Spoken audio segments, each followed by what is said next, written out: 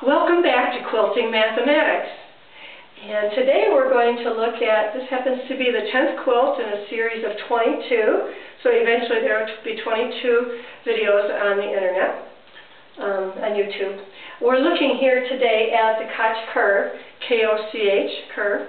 And the Koch Curve represents a fractal.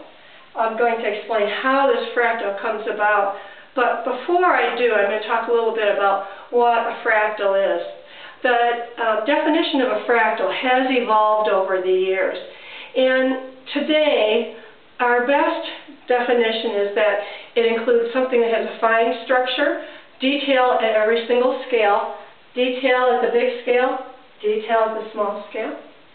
Has self-similarity, which means this part of the figure looks like the entire part of the figure, or this part of the figure looks like the entire part of the figure itself. Also, classical methods of geometry and mathematics do not apply. Dimension of the fractal is not necessarily a whole integer like 1 or 2 or 3. The size depends on the scale at which it's measured.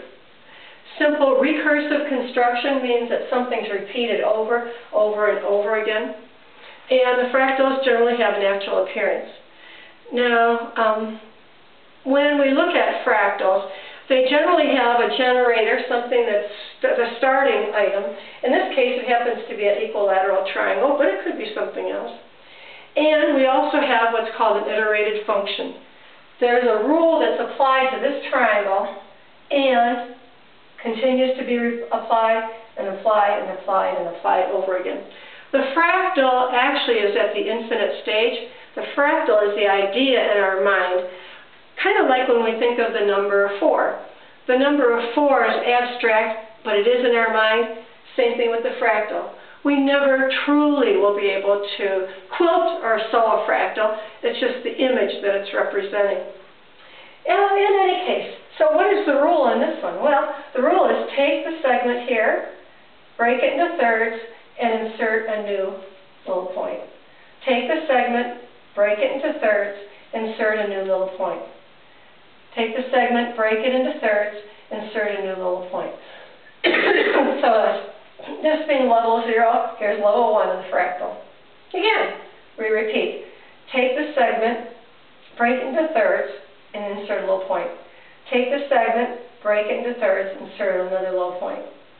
And you can see as we're doing this all the way around, again, applying the iteration, again, we're getting finer and finer detail on this Koch snowflake or Koch curve. Actually, when this was discovered, it was thought that this was a monster fractal.